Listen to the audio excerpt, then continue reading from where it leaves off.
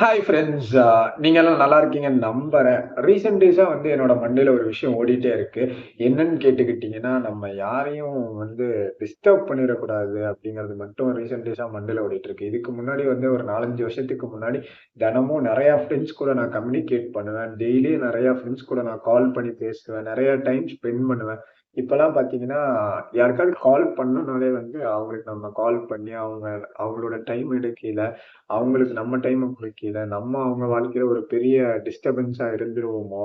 இல்ல நம்மனால அவங்கள டிஸ்டர்ப் ஆயிருவாங்களோ! யாரையும் தொந்தரவு பண்ணாம நம்ம பாட்டுக்கு நம்ம அமைதியா இருந்துருவோமே! அப்படிங்கிற மாரி சைலன்ட் மோட்ல போயிட்டுருக்கேன். அது மட்டும் இல்லாம எனக்கு யாராவது கால் பண்ணா மட்டும் தான் நான் கால் அட்டெண்ட் பண்ணி பேசுற மாரி நான் இருக்கேன். முதல்ல பார்த்தீங்கன்னா, நெறைய ஃப்ரெண்ட்ஸ் கூட பேசுவேன். நெறைய விஷயங்கள் ஃப்ரெண்ட்ஸ் கிட்ட கம்யூனிகேட் பண்ணி ஷேர் பண்ணிட்டுருந்தேன்.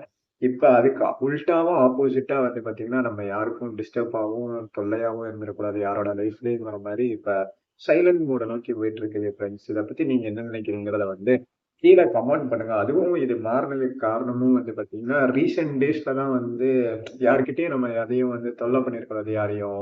யாரையும் டிஸ்டர்ப் பண்ணிறக்கூடாதுங்கிறத ரீசென்ட் டேஸா தான் ஃப்ரெண்ட்ஸ் நான் அத புரிஞ்சுக்கிட்டேன். இத பத்தி நீங்க என்ன நினைக்கிறீங்கிறத கீழ கமெண்ட் பண்ணுங்க ஃப்ரெண்ட்ஸ்.